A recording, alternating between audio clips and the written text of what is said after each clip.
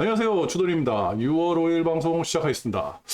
주돈은요, 오늘 코스피, 코스닥 10%씩 더 투입을 했고요. 그 다음에 항생을 샀습니다. 제가 항생을 좀 매집을 해야 된다, 해볼만 하다, 그렇게 말씀을 드렸잖아요. 과거에도 항생이 한번 양봉을 쭉 뽑고 나서 다시 상승하는 그런 패턴이 좀 나왔어요. 사실 뭐 중국이 어떻게 돌아가는지 제가 뭐 알겠습니까? 그죠? 몰라요.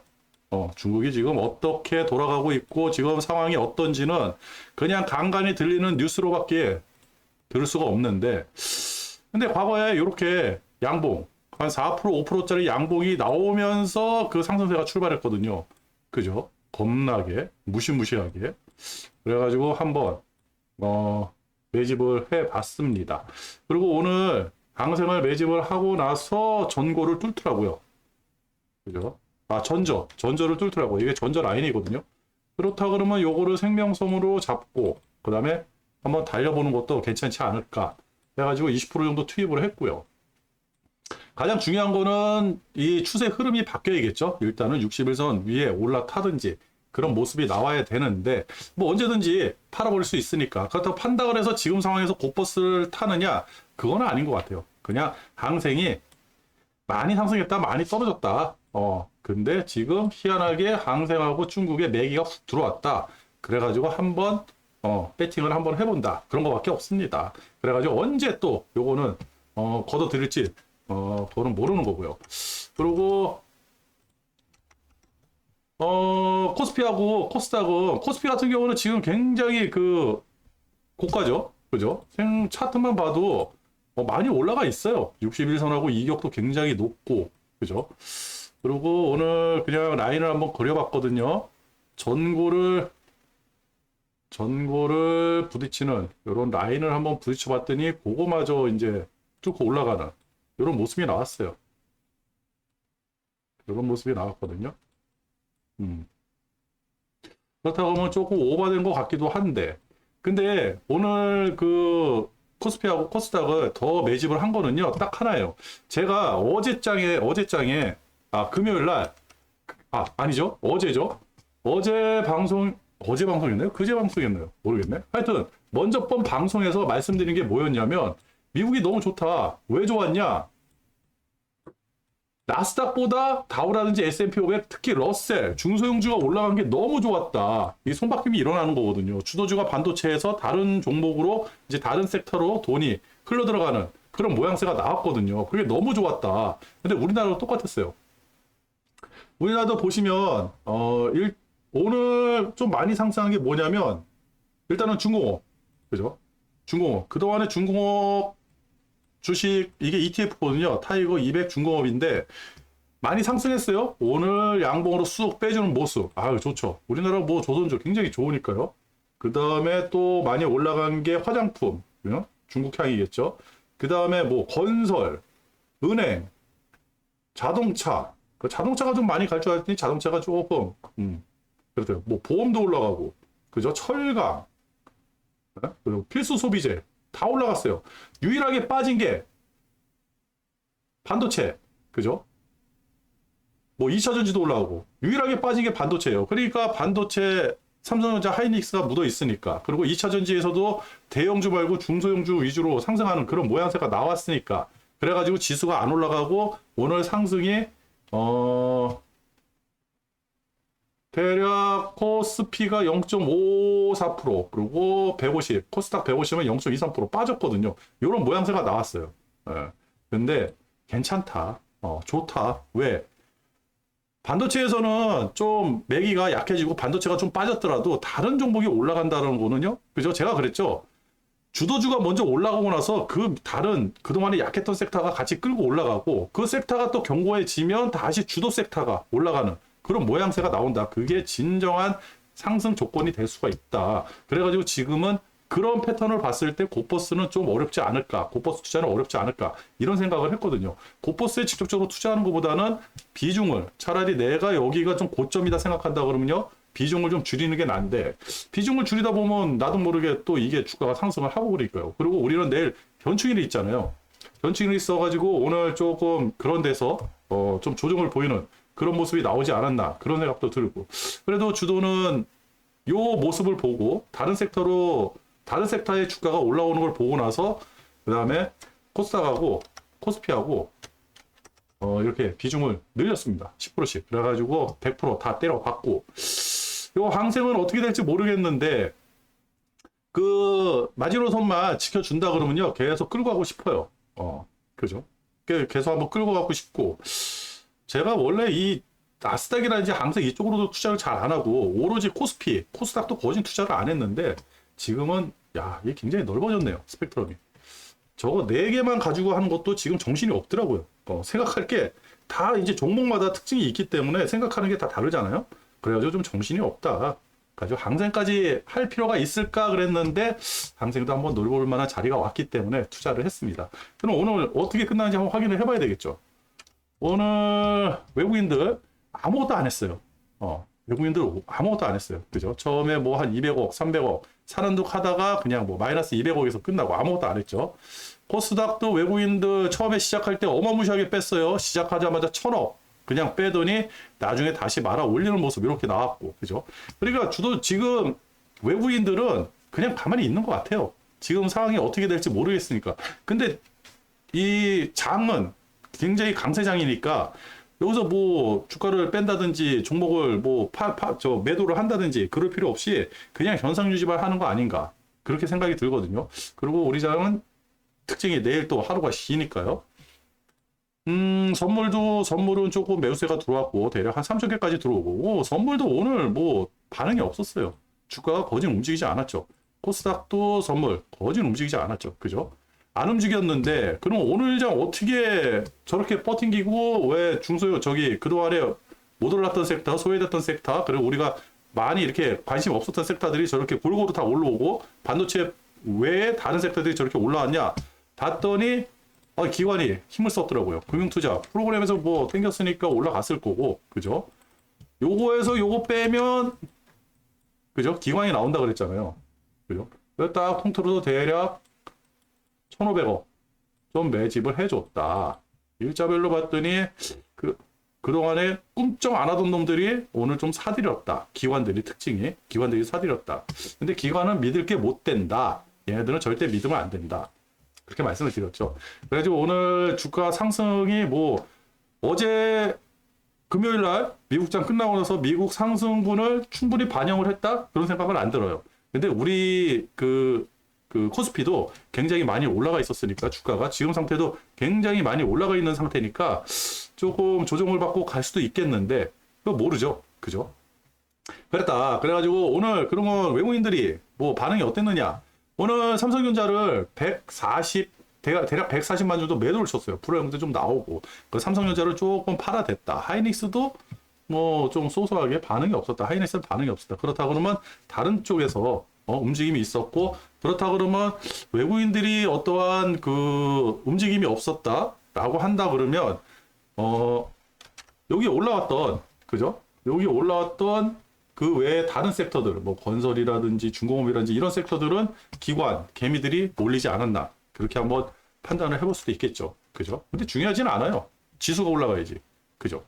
그렇다. 그래가지고 오늘 뭐 다른 건 중요한 건 없어요. 뭐 오늘 또 미국장이 열려 봐야지 아는 거니까 오늘 미국장이 열려 보는데 글쎄요. 오늘은 조금 조정을 좀 받질 않을까 그런 생각도 좀 들고 그래도 큰 조정은 없을 거다. 제가 큰 조정만 없으면 버틸만 하다 그렇게 말씀드렸잖아요. 그렇다. 근데 제가 보다 보니까 오늘 코덱스 200 선물 인버스예요. 곱버스 외국인들이 1,000만 주를 팔았거든요. 제가 가끔가다 이걸 보면서 어떤 데 포인트를 잡는지 말씀을 드렸죠. 외국인들이 갑자기 들어와서 이렇게 1,000만 주 넘게 산다. 이거 위험한데? 이런 거. 그죠? 오늘 1,000만 주를 팔았어요. 그리고 개미가 먼저 번 장, 금요일 장하고 월요일 장 이틀에 걸쳐가지고 대략, 이거 5천만 주를 매도를 쳤고, 요 기간은 계산을 안 하는 거예요. 왜 그러냐면 얘가 LP예요, LP. 유동성 공급자거든요, 얘네들이. 이 안에 유동성 공급자도 있고, 무슨 프로그램도 있고, 기관도 있고, 뭐 있겠는데, 그 수량이 미미해요. 그죠? 뭐 프로그램 같은 경우 직접적으로 여기 들어올 이유도 없고, 그리고 프로그램이 여기 있으니까 이걸 없고, 그죠? 그렇다고 기관이 굳이 여기다가 공매를 때릴 필요가 없죠. 선물에다 때리면 되는 거고. 그죠? 그렇기 때문에 요 기관 순매수라는 거 있잖아요. 이거 생각하시면 안 돼요. 요거는 그냥 LP, 유동성 공급, 요 양쪽에 그냥 공급을 해주는 거예요. 주식만 공급을 해주는 거거든요. 이게 왜 그러냐면 ETF니까. 그래서 주식만 이렇게 공급해주는 애들이다. 그래가지고 요 빼놓고 가장 중요한 게 이거예요. 외국인들. 외국인들이 어떤 패턴인지 1000만 주 팔아댔거든요. 그렇다 그러면 모르겠어요. 외국인들이 1000만 주 굳이 왜 팔았을까? 오늘. 그죠? 올라간다는 거겠죠. 그죠? 주가가 상승하니까 고버스 빼고. 그렇다면 레버리지를 샀나? 레버리지는 거진 요새는 매기가 없어가지고 레버리지가 어디 있을 텐데 못 찾으면 넘어가고. 그죠? 레버리지 안 나왔네. 넘어가고. 그랬다. 그리고 오늘 금요일날 고객의 딱금이 다시 50조대로 줄어들고 지금 신용융자가 늘질 않고 있거든요. 신용융자 보면 신용융자가 늘질 않아요. 계속해서 5월달부터 그죠? 5월달부터 계속 늘질 않는 요 모습이 나오거든요. 신용유지가 늘지 않는다라는 거는 개미들이 붙지를 않는다는 거죠. 그죠? 그렇다 그러면 하나요. 개미들이 붙지를 않으면 주가가 크게 떨어지질 않아요. 개미가 붙고 나서 떨어지지 지금 상태에서 주가가 떨어진다 이건 이게 그냥 이게 제가 이런 얘기하면 안 되지만 개미 털기가 안 돼요 지금. 이거 신용 털기도 지금 나올 수가 없거든요 지금 상황에서는. 그죠? 주가도 그렇게 지금 굉장히 많이 각도가 지금 45도 각도 넘게 올라갈 정도로 굉장히 많이 상승을 했는데 굳이 빠질 이유가 하나도 없는 그런 장이다. 그렇다. 그리고 오늘 뭐 거래량 봤더니 거래량도 없죠. 그죠? 내일 쉬니까 뭐 오늘 거래를 굳이 할 필요도 없고. 그죠? 왜지? 거래량이 없다. 어제보다. 금요일보다 거래량이 더 줄었다. 거래량은 계속 줄어들고 있다. 근데 주식은 슬금슬금 올라간다. 그죠? 여러분 거래량이 터지면 어떻게 될지, 주가가 빠질지 오를지 그때 가서 고민을 해보면 되는 거고. 그죠? 제가 항상 말씀드리지만 제가 뭐 오늘 여기에 30% 남았다 그래가지고 수요일부터 주가가 이렇게 빠지지 말라는 법이 없어요. 저는 이제 횡보하기를 바라고 뭐 상승하기를 바라지만 횡보하는 게 더 좋고 횡보를 해야지 상승할 수 있는 힘이 생기는 거니까 하락을 한다 그러면요 어느 선에서든지 비중을 조절을 해가지고 나오고 그 다음에 뭐 이제 생명선이라든지 뭐 60일선이라든지 뭐 이제 20일선이라든지 이렇게 걸려 있겠죠. 이런 거 뚫고 내려온다 그러면 그때 고버스 타면 돼요. 고버스 만약에 여기서 투자한다 진짜 어느 순간에 세상에 바뀌어가지고 뭐 큰일이 나가지고 우리가 고버스를 탈 수밖에 없는 그런 상황이 온다라고 한다 그러면 먹을 자리가 많아요. 먹을 자리도 많고 상승한다 그래도 지금은 하락하기가 굉장히 힘든 장이니까 이거를 생각을 안 하는 것 뿐이지 어느 순간에 꼬꾸라진다 그러면요 이거 생각을 해야죠. 그죠? 그리고 지금 오늘 외국인들 항생이 오늘 조금 올라줬고 중국도 다시 좀 올라줬고 그리고 일본이 어마무시하게 올랐어요 또. 일본 그죠?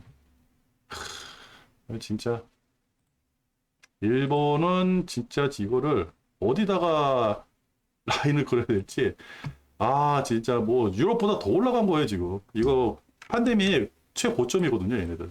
이거 위에 올라가 있잖아요 지금. 오늘도 2.2%. 일본 진짜 어마무시합니다. 지금 상승자 이래가지고 지금 상승장을 예측하기가 힘든 거예요. 안 올라가고 꼬꾸라질 것 같아요. 다 꼬꾸라질 자리였어요. 그죠? 조정받을 자리였어요. 아니에요. 그냥 올라가는 거예요. 왜 올라가는지 언론에서 제대로 얘기 안 해주잖아요. 유튜버들이 제대로 얘기해 줍니까? 일본이 왜 올라가는지를 모르잖아요. 그동안에 일본 망한다 그 얘기만 했었어요. 그죠? 그래도 이제는 뭐라고 얘기 나오면 아까 전에 잠깐 들었는데 뭐 선순환이래. 선순환이 일어났대. 아이씨 말 같지도 않은 소리. 그냥 오르는 겁니다. 이게 왜 오르는지 이유를 모르니까 아무거나 막 갖다 붙이는 거예요. 오늘 아까 전에 유튜브 잠깐 들으려다가 진짜 5분 이상 들은 유튜버들이 없어요. 내용이. 다 쓸데없는 얘기를 하고 그래가지고 듣질 않았습니다. 그래가지고 지금은 뉴스보다는 그냥 지금 너무 좋다 한다 그러면 오히려 불안해요. 안 좋다 그래야지 오히려 마음이 편해지는 그런 상황입니다.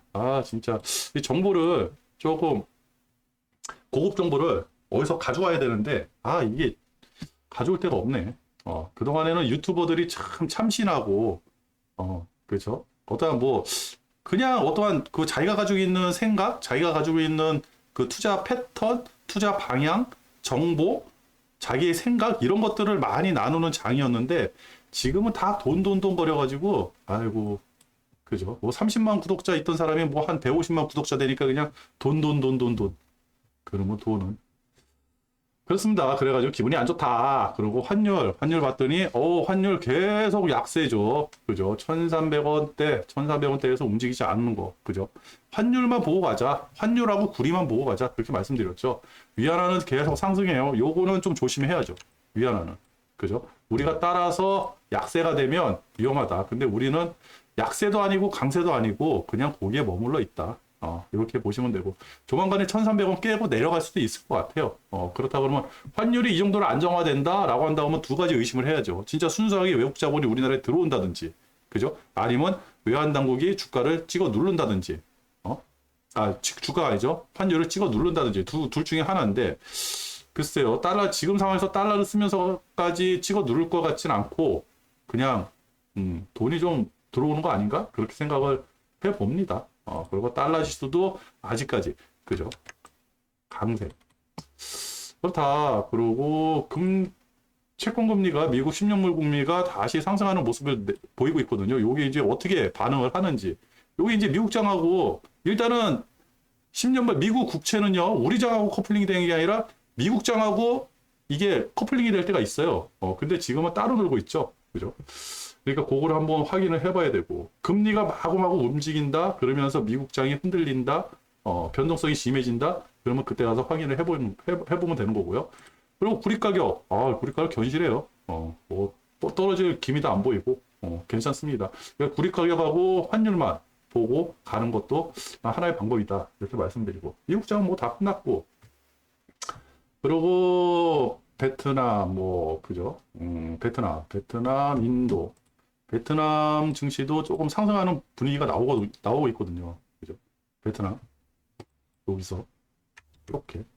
그래서 VN30, 요 ETF가 있거든요. 요거를 조금 매집을 해볼까 생각을 하다가 항생을 샀어요. 이걸 살까, 항생을 살까 이렇게 고민을 하다가, 이걸 베트남 빼고 항생을 샀습니다.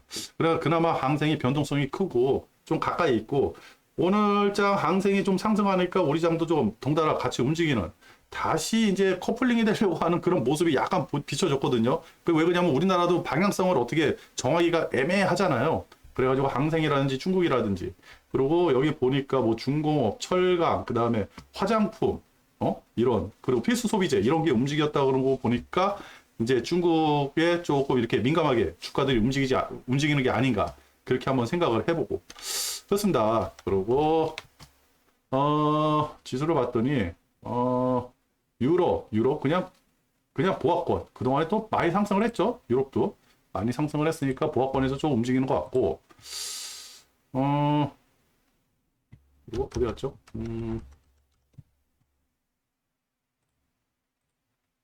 원자재는 구리만 좀 확인해주고 유가가 조금 강력하게 지금 상승하는 분위기가 있었는데 근데 별로 그렇게 많이 상승한 것 같지도 않아요.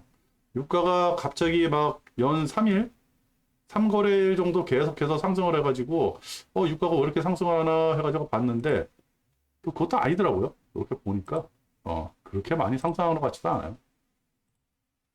전저가 여기였는데 아직도 여기서 왔다 갔다 하고 있죠. 그러면 아직도 괜찮은 것 같고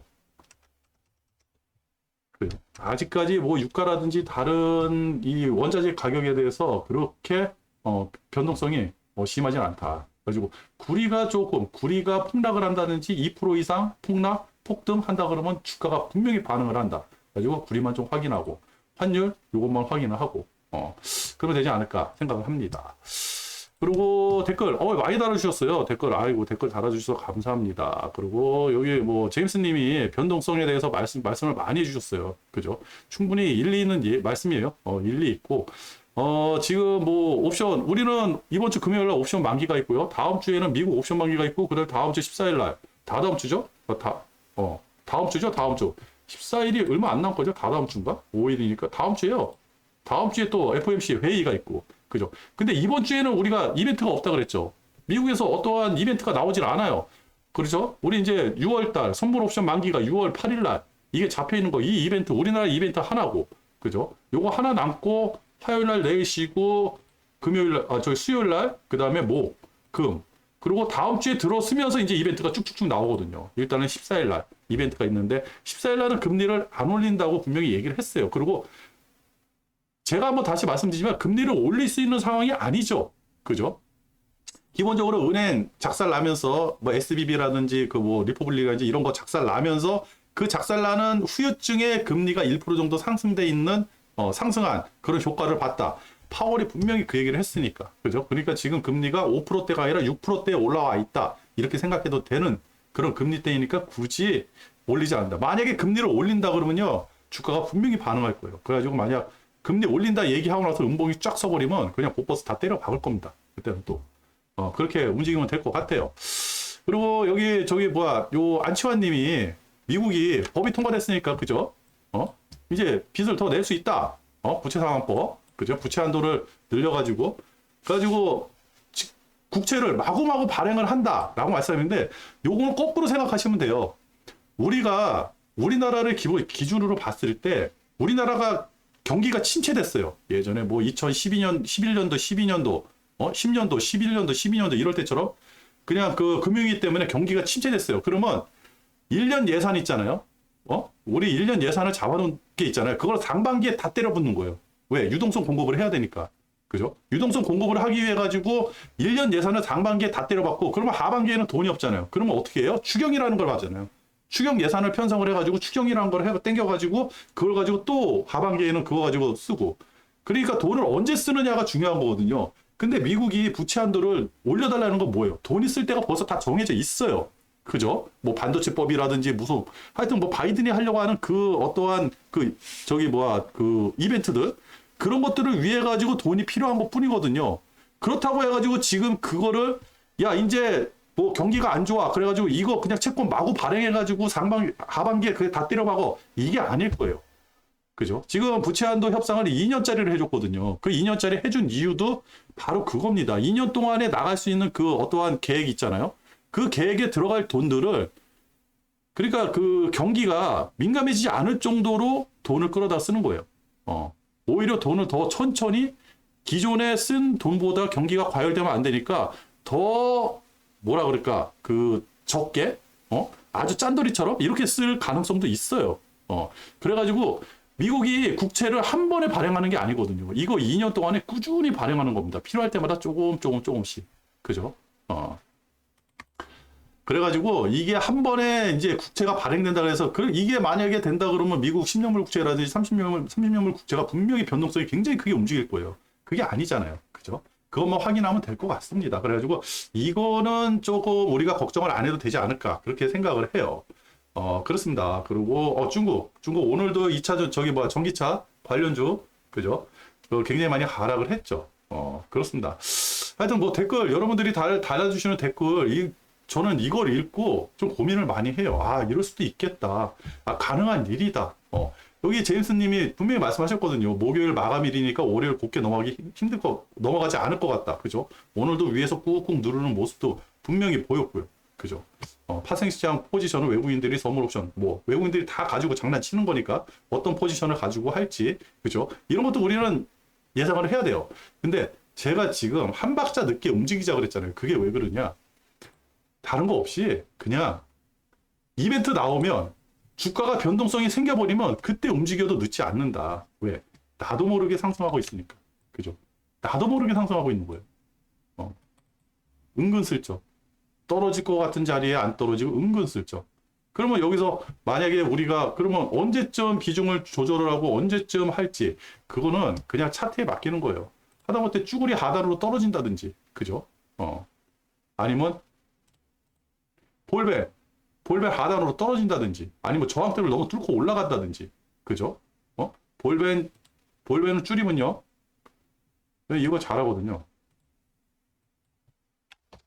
볼벤은 아주 꽉 조이면 이런 모양이 나와요. 지금 볼벤 타고 올라가는 거거든요. 요게 얘하고 비슷해가지고 거진 안 보지만 요거 뚫고 내려오면 그때 가서 고민하면 되잖아요. 그죠? 아니면 얘가 떨어진다 그래서 지금처럼 지금 장에서 제가 왜 곧버스가 없다 그랬냐면요. 이렇게 떨어지기 힘드니까 곧버스가 없다 그러는 거예요. 먹을 게 없으니까. 그죠? 요만큼 먹자고 곧버스를 산다고 하면 너무 위험하죠. 그죠? 먹을 게 없는 거예요. 그렇다고 하면 얘가 얘가 여기서 이렇게 움직이잖아요. 그러면 분명히 21선 끌어올리면서 61선 끌어올릴 거예요. 그때 21선, 61선 뚫고 내려가면 그때 가가지고 고퍼스 생각하면 되는 거고. 그죠? 저는 그렇게 아주 그냥 편안하게 생각하면서 투자를 지금 하고 있거든요. 과거에 이럴 때 같았으면, 뭐 이럴 때 이렇게 변동성이 심할 때 같았으면요. 그죠? 뭐 양봉, 음봉이 쭉쭉쭉 나오면서 막 이렇게, 크게 움직였을 때. 하루에도 뭐 1%짜리 양봉 나왔다가 그 다음날 1%짜리 음봉 나오고, 그 다음날 1.5%짜리 양봉 나오고, 그 다음날 2%짜리 음봉 나오고, 막 이럴 때는 이거 생각을 해봐야죠. 선물 옵션 만기라든지 이런 거 생각을 해봐야죠. 이런 것만 잘 캐칭해도 분명히 저쪽에서는 수익을 볼 수 있는 그런 장이었으니까요. 그죠? 그렇습니다. 일단은 뭐 오늘도 제가 한 얘기는 그냥 뭐 별로 중요한 얘기가 없어요. 그냥 차트 보고 말씀드린 거고, 일단은 주도는 비중을 조금 더 늘리고 항생도 한번 투자를 해봤고, 그리고 내일 하루 쉬고, 월요일 날 가는 게 오히려 저는 호재가 아닐까 그렇게 생각을 하거든요. 뭐 내일부터 갑자기 폭락을 한다? 그렇다고 하면 주도는 좀 힘들어지겠죠. 근데 내일부터 폭락을 할 건덕지가 있을까요? 그죠? 제가 오늘 이벤트가 뭐가 있나? 저 먼저 방송에서도 말씀드렸지만, 오늘, 그죠? 미국 서비스 구매자 관리자 지수, 요거밖에, ISM 비제조업 구매자 관리 지수. 요거 11시에 나오는 거 요거 외에는 없어요. 그죠? 그리고 내일은 아무것도 없습니다. 그러면 오늘 장 나오고, 오늘 장이 많이 출렁거려가지고 이게 진짜 안 좋게 나와가지고 출렁거린다 그래도 내일 아무것도 없어. 제가 지금 장은 계속해서 느끼는 거지만 가만히 놔두면 우상향한다 그랬잖아요. 그러면 오늘 하락한 분을 내일 만약에 다시 상승을 시킨다. 이게 화요일 날 이런 이벤트가 없는데, 그죠? 화요일 날 아무런 이벤트가 없거든요. 화요일 날 아무런 이벤트가 없는데 주가가 떨어졌다. 특히 나스닥을 위시해가지고 S&P 500, 특히 중소형주, 이런 게 떨어졌다. 러셀 2000 이런 게 떨어졌다. 전체적으로 하락을 했다. 라고 한다 그러면 그때 가서 굉장히 심각해지는 거죠. 그죠? 이벤트가 없는데 하락을 했어. 그러면 이벤트가 생기면 더 빠진다는 거 아니야? 야, 이번 상승은 여기서 끝나는 거 아니야? 이 고민을 화요일 날 하게 되는 거죠. 그죠? 화요일에. 그렇습니다. 그래서 화요일 날 오늘 미국장 열리는 거 확인하고, 그 다음에 내일 미국장 열리는 것까지 확인하고, 마음 편하게 수요일 날 우리 장 열리는 거 그때 대응을 해도 되지 않을까 그 생각에 비중을 좀 확 늘렸어요. 늘렸습니다. 사실 뭐 항생만 하고 비중을 여기서 딱 멈추려고 그랬는데 그냥 사는 김에 10%더 넣습니다. 아예 그냥 생각하지 않으려고 다시 뭐 그냥 샀어요. 그랬다. 그래가지고 지금 우리가 확인해야 될 거는요. 환율. 분명히 이제 환율이 어떻게 움직이는지 그거 확인을 하셔야 되고, 그 다음에 미국장. 특히 가장 중요한 게 미국장. 오늘도 미국장 나스닥보다는 중소형주 러셀 2000이라든지 S&P 500. 근데 오르기가 굉장히 힘들 것 같아요. 왜 그러냐면 볼벤에서 저항대가 오마진 상태에서 지금 얘가 이렇게 뚫고 올라가려고 그러잖아요. 그죠? 그래가지고 좀 상승하기가 힘들지 않을까. 근데 얘는 전체적인 장에서 적은 놈이니까 이거를 거짓 무시해도 상관없거든요. 왜 그러냐면 얘네들이 올라가면 되니까. 그죠? 근데 S&P 500도 이게 저항대에 확 물려있는 모습이거든요. 이 볼벤이 이렇게 확 벌어져야 되는데, 그죠? 이 나스닥처럼 이렇게 확 벌어져야 되거든요. 이렇게 벌어져야지 이게 뭔가 올라간다, 떨어진다 이런 모양이 나오는데, 지금 S&P 500이라든지 특히 다우, S&P 500 이런 거는 덜 벌어졌거든요. 그래가지고 오늘 장이 어떤 식으로 움직이는지 저도 참 궁금합니다. 저는 이렇게 주식을 투자했고요. 내일 하루 푹 쉬고, 오늘 미국장 끝나고 나서 내일 시간 되면 어떠한 변동성이라든지 어떠한 이슈가 있다 그러면요. 내일도 방송하고, 웬만하면 내일 방송 안 하는 쪽으로 하도록 하겠습니다. 오늘 방송 여기서 마칠게요. 끝!